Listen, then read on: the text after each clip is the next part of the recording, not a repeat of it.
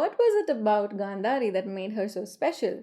There are two versions of the story of how Gandhari got the boon, and these embryos were then carefully placed in these ghee-filled pots.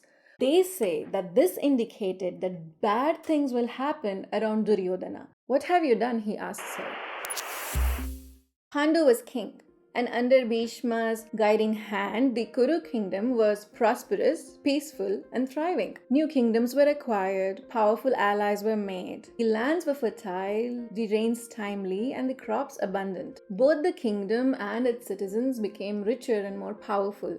And you could see the kingdom's wealth in the city's architecture and public projects like wells, tanks, resting places, and community places, also houses.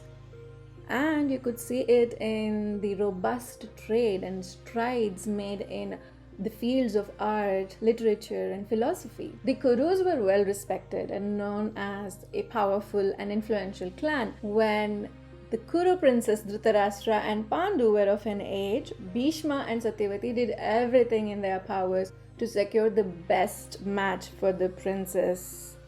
They were extremely cognizant of the fact that their dynasty was not yet out of danger of dying out. This is how Bhishma tells it to Vidura while explaining the importance of why Dhritarashtra and Pandu must marry and produce heirs.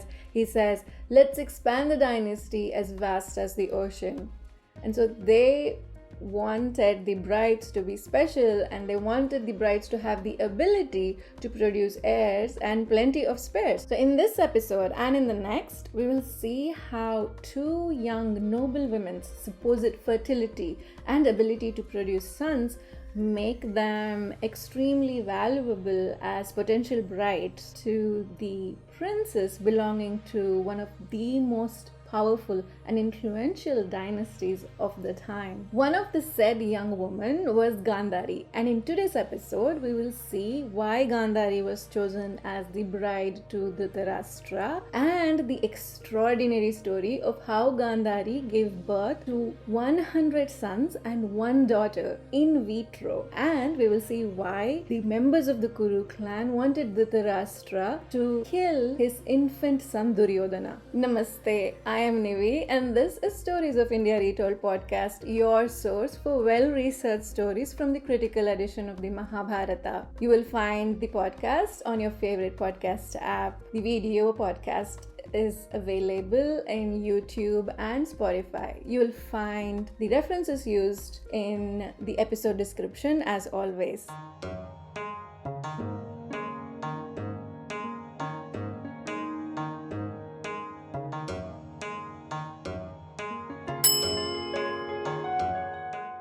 When Bhishma asked the king of Gandhara, Subala, for the hand of his daughter Gandhari in marriage for Dhritarashtra, Subala could not turn him down.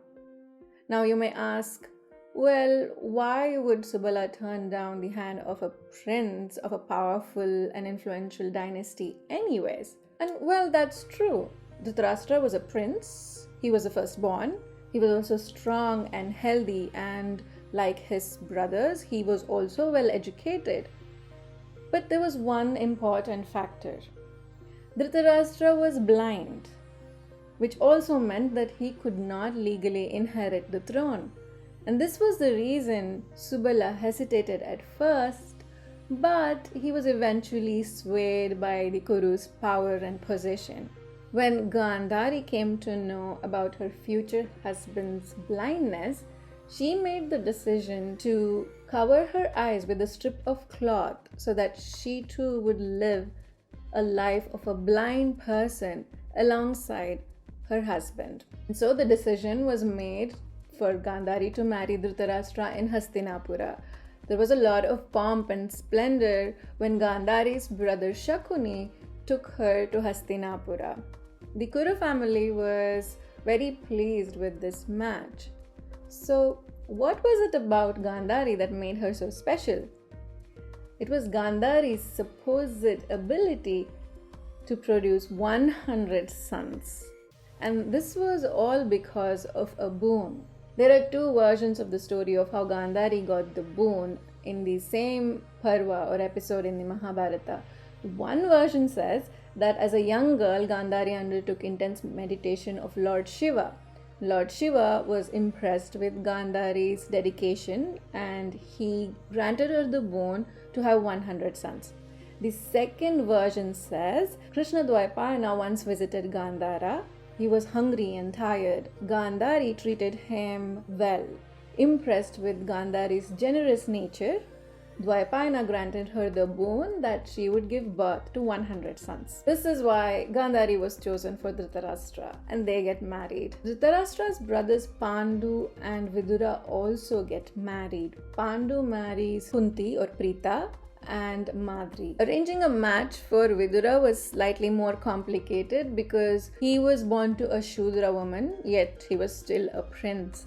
Bhishma arranged a match for him with the daughter of King Devaka, whose daughter, like Vidura, also had a Shudra mother. So all three brothers were married, and somewhere around this point in time, Pandu decides to leave the palace and go to the forest with his wives. And we will look at this story in the next episode. Back in the palace where Gandhari and Dhritarashtra were living, Gandhari was expected to have many sons for the Kuru family. So imagine her happiness and relief when she found out that she was pregnant. But something unimaginable happened. 2 whole years passed and Gandhari had still not given birth to her child. She was still pregnant. Understandably, this caused a lot of stress and frustration for Gandhari, especially so when she hears the news that Pandu's wife Kunti, who was living in the forest at the time, had given birth to her first son, Yudhishthira. Gandhari could not understand what was happening to her. She was blessed by the mighty Shiva and Dwaipayana to give birth to 100 sons. Frustrated, confused and angry, Gandhari beat her swollen belly hard. This causes her to miscarry and she loses consciousness from the pain. When she regained her consciousness, Gandhari was shocked to find out that what she was carrying in her womb for 2 long years was a lump of flesh that looked nothing like a human baby and looked more like an iron ball. When all of this was transpiring, somehow Krishna Dwaipayana comes to know about it and he comes rushing to Gandhari. At the nick of time, Dwaipayana prevents Gandhari from throwing away the mass of flesh she had given birth to. "What have you done?" he asks her. Gandhari explains to Dwaipayana what happened and she expresses her frustration and sadness to him. She tells him, "I was blessed by Shiva and you to give birth to 100 sons. Kunti has already given birth to her son and I have given birth to a lump of flesh. What is happening?" she asks him. Dwaipayana reassures Gandhari that what he says will not be proven wrong. And here's where the story gets interesting. So Dwaipayana instructs Gandhari to bring 100 pots filled with ghee. He then tells Gandhari to sprinkle cool water on the mass of flesh. The water acts like a precursor and the mass of flesh starts to separate and divide into tiny thumb-sized pieces. Altogether, it divided into 101 pieces. And these embryos were then carefully placed in these ghee-filled pots, which were then sealed. These pots were taken to a secret location where they were placed under guard during all times. Dwaipayana also instructed Gandhari on how to take care of the pots and when to open them. Dwaipayana was right. His words did not prove wrong. Gandhari followed his instructions to the T and soon, one by one, her sons were born. Her firstborn son was named Duryodhana. Dhritarashtra finally had his heir. Unfortunately, it did not happen soon enough because Pandu's wife Kunti had already given birth to Yudhishthira, which made him the rightful heir to the throne. But that didn't stop Dhritarashtra from hoping that his son would have a chance. He calls Bhishma, Vidura and other Brahmanas to the court and he consults with them. He says, "So, I know Yudhishthira is the rightful heir, but what about my son? Will he be next in line to Yudhishthira?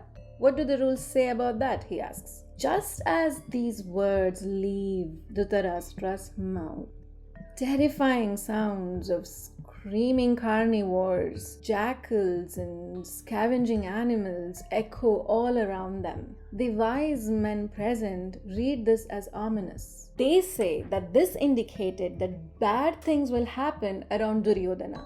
They predict that Duryodhana would cause loss and destruction of the kingdom and its people. They are now worried. They tell Dhritarashtra that for the greater good, he should kill his infant son. They say, "You have 99 other sons." Dhritarashtra refuses. It was his son they were talking about, his firstborn, and he loved him. Within a span of a month, Gandhari gave birth to 99 other sons and one daughter who was named Dushala. And that is how Dhritarashtra and Gandhari had 100 sons, and they were collectively called Kauravas. There was actually one more Kaurava, and here is what I mean.